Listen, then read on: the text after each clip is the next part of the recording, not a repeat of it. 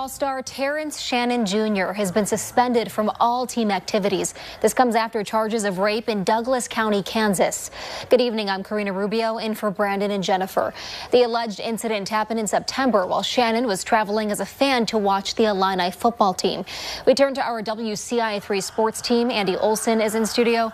Andy, a surprise announcement coming out today. Yeah, certainly a surprise for Illini fans, Karina, but the Department of Intercollegiate Athletics says they've known about the investigation into Shannon since September. They say no action was taken due to a lack of information. However, they suspend him today after a warrant was issued for his arrest in Kansas. We obtained a copy of the formal complaint that has more on the timeline of events. The formal complaint filed against Shannon alleges the incident took place on or about September 9th, the day following the team's football game at Kansas. The DIA was aware of an investigation into Shannon before the end of the month. The Douglas County District Attorney officially filed that complaint on December 5th. The warrant for Shannon's arrest did not come down until yesterday. He turned himself in at 11:30 this morning, posted $50,000 bond, and was released at 12:03. We reached out to Terrence's attorney, Mark P. Suter, who said in part, quote, Terrence has operated with law enforcement throughout the investigation, declaring his innocence from the beginning. He voluntarily surrendered to local authorities for processing and release. Terrence is innocent of these charges, and he intends to take his case to trial. On the court matters fall to the background at times like this, but with a game tomorrow night, Illinois still has to put 5 starters out there without Shannon. We'll have more on that impact coming up in just a few minutes in sport. How you doing? This is Nathaniel Swopes of Swopes, and today I want to talk about Terrence Shannon Jr., very talented guard from Chicago, Illinois, playing in his last year at the University of Illinois. He's recently charged with graping. I'm going to read you an article by Jeff Eisenberg of Yahoo Sports. Illinois blindsided by grape charge against star guard Terrence Shannon Jr. In late September, Illinois' athletic director Josh Woman received potentially news about his men's basketball program's top returning player. Police in Lawrence, Kansas wanted to speak with Terrence Shannon Jr. about an incident that occurred when he visited to attend September 8th Illinois-Kansas football game. At first, Women wasn't certain how big a deal the request was during the news conference in Champaign, Illinois. On Friday evening, Women recalled initially not knowing if Shannon was the subject of inquiry or merely a witness to a crime. Over the next several days, Women looked into the matter and discovered that it was Shannon who was under investigation. Excuse me. Excuse me. Women said he gleaned over conversations with University of Illinois Police Department that the Lawrence police were looking into Shannon's interaction with a young woman he met at a bar near Kansas campus. The allegation Whitman said was that he engaged in some inappropriate touching of her. Illinois is likely to come under scrutiny in the coming days for its decision to keep playing and promoting Shannon despite knowledge of the allegation. Shannon blossomed into first-team All-American candidate and face of college basketball in the state of Illinois. He averaged 21 points per game for the Illinois team that has climbed to number 11 AP Top 25. Everything changed Wednesday when Douglas County District Attorney blindsided Illinois by issuing a warrant for Shannon's arrest on account of rape, sexual intercourse without consent, and use of force. Illinois responded next day by indefinitely suspending Shannon from all team activities. Attention, Mark P.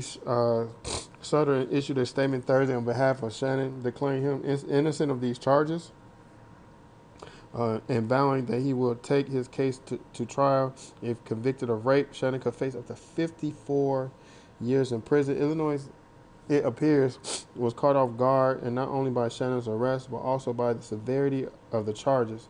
Women said he spoke to Shannon several times about the details of his weekend in Lawrence, while Women described Shannon as forthcoming. He said nothing that the fifth-year senior shared gave campus officials cause to consider disciplinary actions. Attempts by Illinois officials to extract more information of the Lawrence authorities also proved unsuccessful. Whitman said he was unable to persuade the Lawrence police to provide meaningful updates, let alone to reveal if the investigation was ongoing on what charges were potentially on the table. Everything that we received was verbal and formal, Whitman said to the news conference Friday. It was light on details. It was unsubstantiated. It was unclear as to whether Lawrence authorities intended to pursue any further or what additional information they were trying to obtain. The lack of documentation of formal allegations led to Illinois administrators to decide that any sort of suspension and change in Shannon's status was premature. Illinois paraded him in front of reporters at Big Ten Media Day, plastered his face on posters and program covers, and even created a day in the life video for social media highlighting his work ethic. The determination for us, rather, the information we had was of a level that allowed us to initiate or misconduct process, Whitman said. In consulting with a variety of campus officials, we didn't feel like what we had at the time was enough. It wasn't until the arrest warrant arrived Wednesday afternoon, according to Whitman, that any campus officials were aware of rape charge Shannon now faces. As Whitman put it on Friday evening, we certainly were not aware that it might be something so serious. Whitman pulled Illinois basketball coach Brad Underwood off the practice floor a little while later to deliver the news.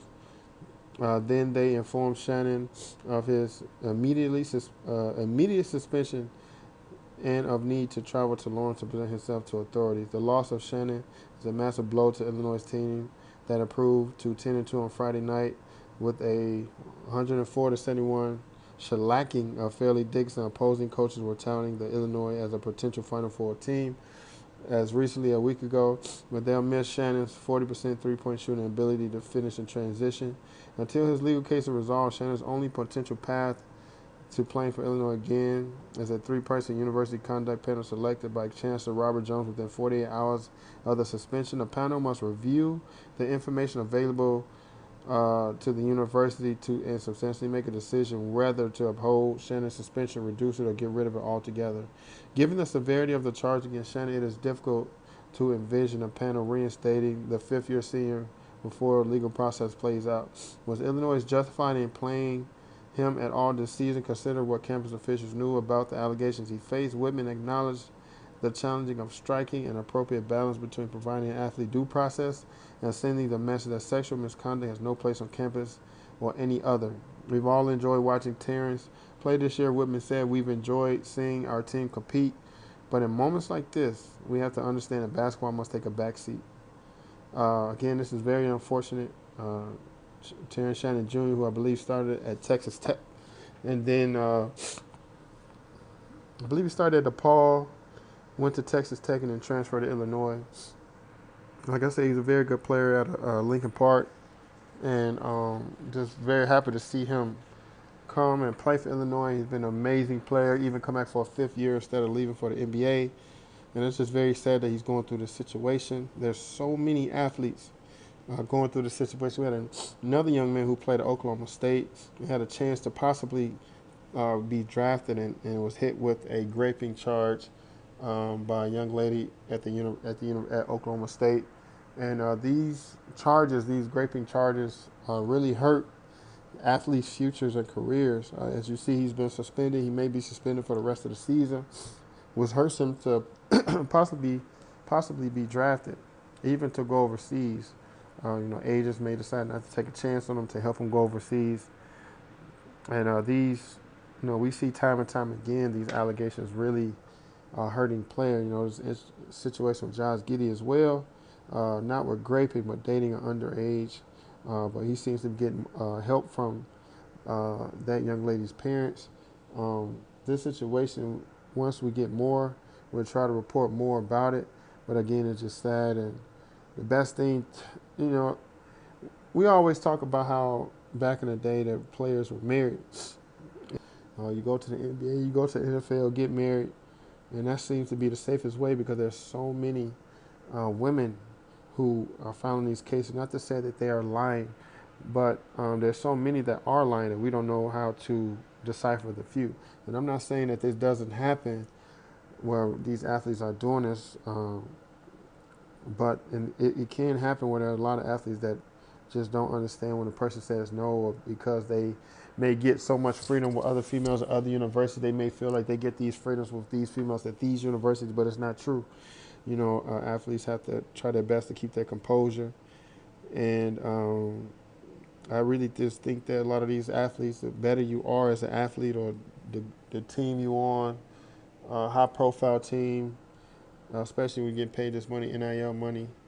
It's best to just stick with one girl. Get a girlfriend, stick with that one person, somebody that you can trust, and that's just the best way to go. Because you start messing around, and if one thing went wrong that night, you can be charged with raping.